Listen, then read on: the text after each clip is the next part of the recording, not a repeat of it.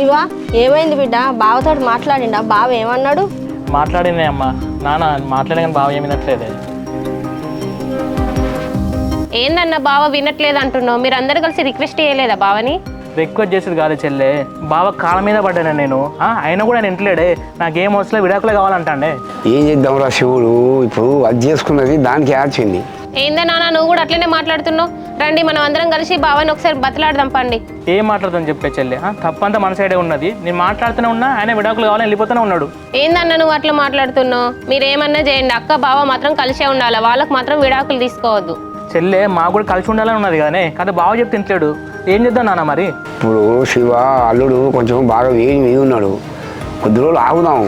ఆవిడ ఏముంది నాన్న, అసలు చెల్లెకుని బావకు అసలే పడతలేదే. బావ అయితే వచ్చి చెల్లెని తీసుకోమని అంటాడు. తీసుకపో అనుడు ఏంది బిడ్డ, అది నూరేళ్ళ జీవితం, తీసుకపో అంటే వాటికేనా ఇద్దా?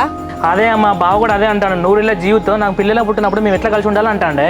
ఆయన అన్నంత మాత్రాన్ని అయిద్దా బిడ్డ? మంచి మంచి హాస్పిటల్, ఏదో హాస్పిటల్ తీసుకుపోయి చూపించుదాం. ఇంకే హాస్పిటల్ చూపిస్తామే, ఉన్న హాస్పిటల్ మొత్తం తిప్పి చూపించిండు. ఫైనల్ నేను ఒకటే డిసైడ్ అయినా అమ్మా, ఇక అవసరం లేదు మీ చెల్లె నువ్వు తీసుకోమని చెప్తాడు. మరి ఎట్లా బిడ్డ, ఆడ చెల్లి ఎంత బాధపడుతుందో ఏమో. అవునే అమ్మ, ఆడుంటే చెల్లె ఎంత బాధపడుతుందో.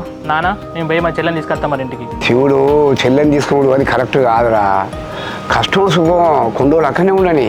నాన్న ఆయన మాట్లాడే మాటలు బట్టి చూస్తే మాత్రం చెల్లెకున్న బాగా గొడవలు అయితే అంటున్నాయి. నాన్న ఇప్పుడు చెల్లెని నాడు ఉంచినాం అనుకో, బావని వాళ్ళిద్దరు మొహం చూసుకుని గొడవలు ఎక్కువ అయితే ఉంటుంది. సో అప్పుడు ఇంటికి తీసుకొచ్చిన బెటర్ నాన్న. సరే శివుడు, ఇప్పుడు బాబుకి ఇట్లా సంతోషించి వచ్చింది కదా, వాళ్ళు ఏం చెప్పిండు? బాబాన్న కూడా అదే అన్నాడే, ఇప్పుడు ఇద్దరు మొహం చూసుకుంటాడు గొడవలు ఎక్కువ అయితే ఉంటుంది. కొన్ని రోజులు తీసుకొని ఇంటికాడ ఉంచుకో, కొన్ని రోజులు అయిన తర్వాత బాగా కోపం తగ్గిన తర్వాత తీసుకుపోయి అందరం కలిసిపోయి మాట్లాడదాం అన్నాడే. సరేలే శివుడు, ఇప్పుడు వాళ్ళు చెప్పిన ప్రకారం నువ్వు పోయి అక్కని తీసుకొని రాపో, కొన్ని రోజులు అయితే అదే సర్దుకుంటాయి.